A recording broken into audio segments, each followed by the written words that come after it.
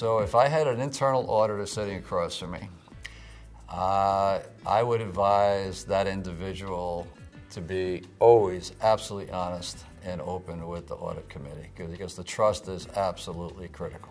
That's the starting point. The second thing, I would always be objective and make sure that I was presenting a balanced set of facts. And the third thing is I would ask for resources right before I thought I needed them, as opposed to too late because I'm trying to save money. One of the questions that I've seen the best audit committees ask internal audit is, do you have enough resources to do what we need to do? Because the cost of adding additional resources on sooner rather than later pales in comparison to the financial and business consequences and potential reputational risk if you add those resources too late.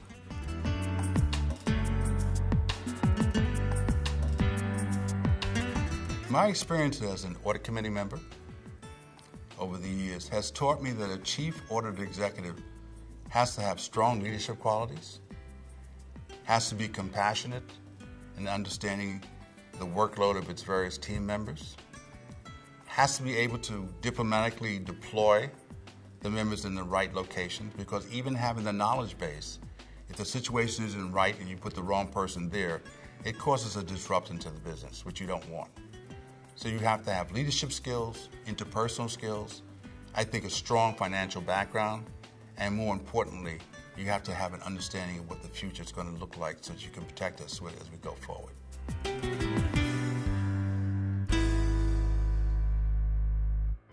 I think the chief internal audit executive has got to have the experience of having done internal audits, obviously, in multiple areas. And by that I mean multiple geographies, multiple product segments, hopefully multiple technologies.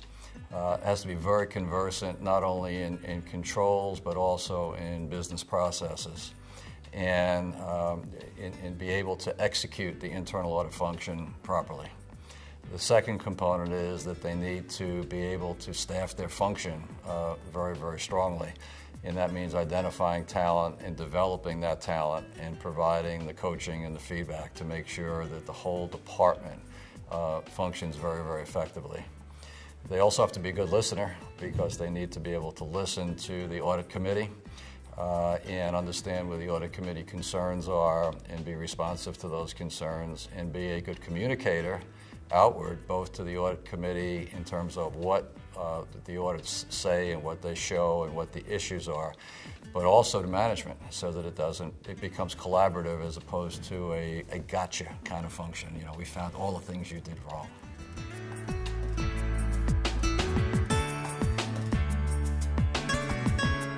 So I think a chief audit executive, first and foremost, needs to be technically competent and a great communicator.